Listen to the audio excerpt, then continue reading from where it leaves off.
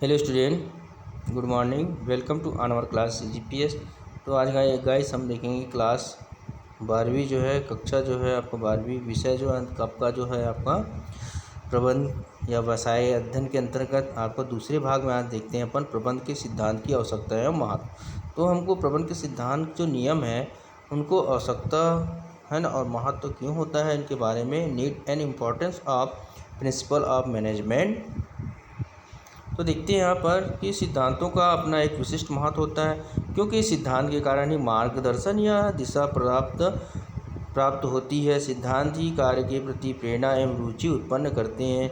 तदपि प्रबंध के सिद्धांत अन्य भौतिक, गणितीय व रसायन शास्त्र के सिद्धांत की भांति स्थिर नहीं होते हैं, है ना। यहाँ पर ध्यान रखना, जैसे बता रहा है आप भौतिक, गणित जो सिद्धांत के है या रासायनिक के सिद्धांत होते हैं कि भांति स्थिर नहीं होते। फिर भी व्यवसाय जो है, उद्योग एवं प्रबंध के क्षेत्र में प्रबंध के सिद्धांतों का विशिष्ट महत्व रहता है।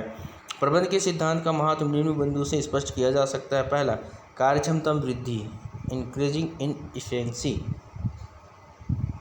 ठीक है, कार्यक्षमता मतलब इफिशिएंसी है ना। प्रबंध के सिद्धांतों के अनुसार कार्य करने से प्रबंधकों, फोरमैन व कर्मचारी की कार्यकुशलता तथा क्षमता में वृद्धि होती है।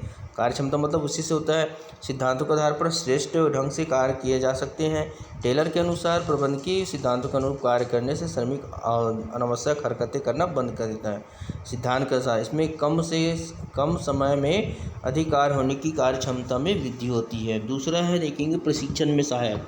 अगर ये जो है उनके लिए प्रबंध के लिए महत्व आवश्यकता होता है प्रशिक्षण में सहायक, मतलब हेल्प इन ट्रेनिंग। तो सिद्धांतों से कोई भी कार्य क्रमशः सुनिश्चित प्रक्रिया व विधि से होता है। इस सिद्धांत के प्रशिक्षण में अत्यधिक महत्वपूर्ण होते हैं। सिद्धांतों के आधार पर प्रशिक्षण नियमबद्ध हो जाता है।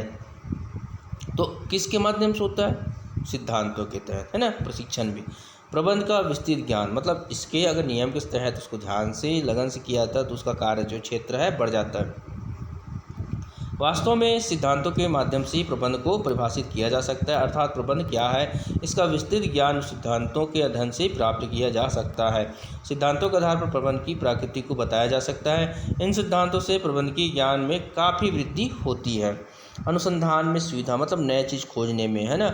इजी इन रिसर्च वर्क, है ना। अनुसंधान में सुविधा।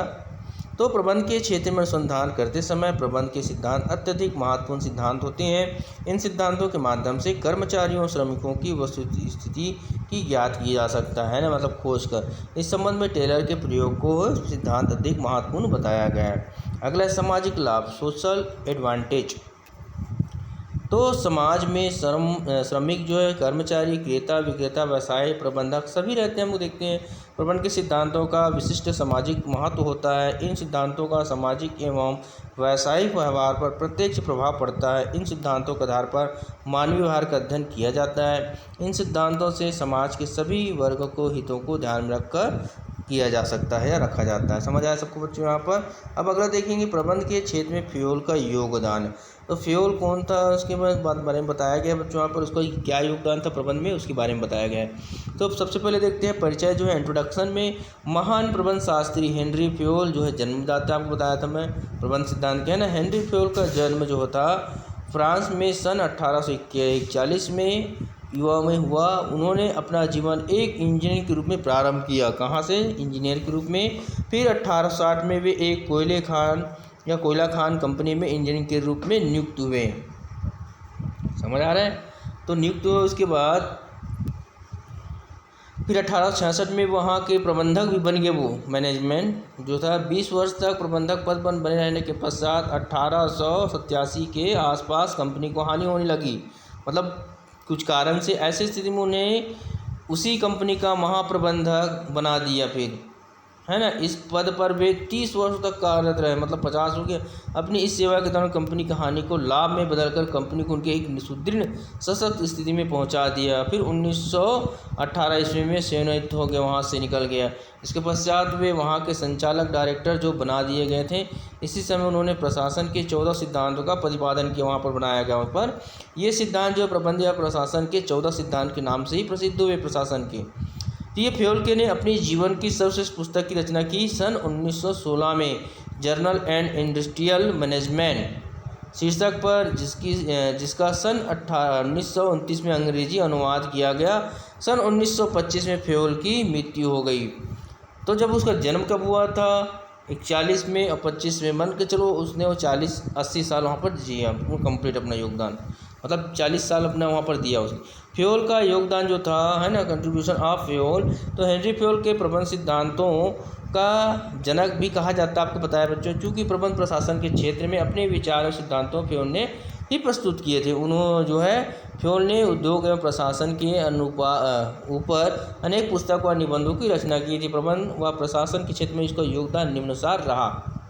तो पहले देखेंगे प्रबंध के तत्व में, एलिमेंट्स ऑफ मैनेजमेंट। फ्योल ने अपनी पुस्तक में प्रबंध के केवल 5 तत्वों की विवेचना की है। ये 5 तत्व है: नियोजन, संगठन, आदेश, समन्वय, नियंत्रण। ये 5 का उसने किया था। फ्योल की ये 5 तत्व प्रबंध के प्रत्येक क्षेत्र में क्या होता है? विद्यमान होता है।